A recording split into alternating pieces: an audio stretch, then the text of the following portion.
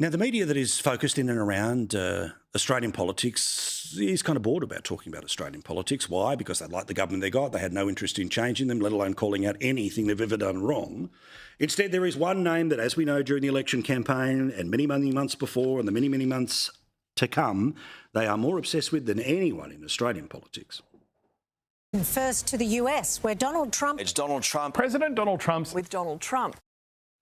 And get ready, because there is about to be a meeting of the Australian Prime Minister, Anthony Albanese, and the US President, Donald Trump.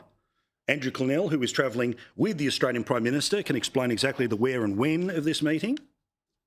The first bilateral meeting between the pair will occur in Kananaskis, Canada, early Wednesday, Australian time.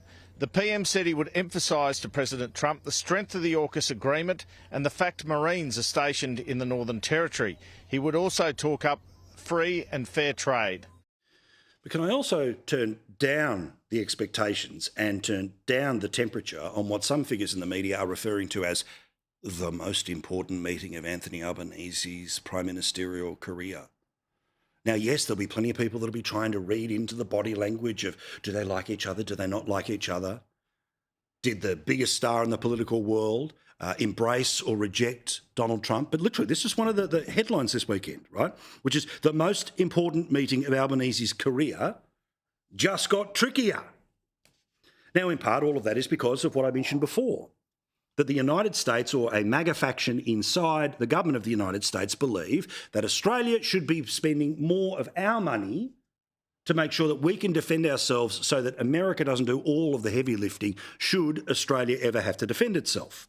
And you've seen lots of stories over the past little while, like Australia, when it comes to defence spending, is sort of falling behind the eight ball. Now, obviously, we're not going to spend as much as America or China, but we're ranked 15th in the world. The federal government says, no, we're paying enough already. Firstly, there's the hundreds of billions of dollars AUKUS deal when it comes to submarines, and they're putting money on the table. Remember, it was just this year where the first of the payments, 800 million Australian dollars, which is 500 million American dollars, was put in place. But a fascinating question that we will discuss tonight, and one that we will have to think about into the future here, is that have we bet on the wrong technology when it comes to submarines? I don't have a view. But one thing that is absolutely clear is that Australia needs to up its game when it comes to drones.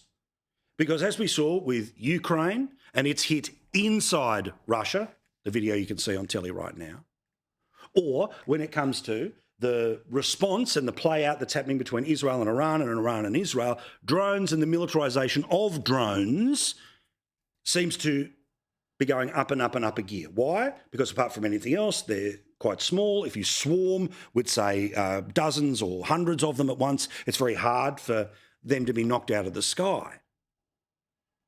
But that's part of the conversation, right? But instead, all the news is just going to be Trump looked this way, looked disinterested, was happy.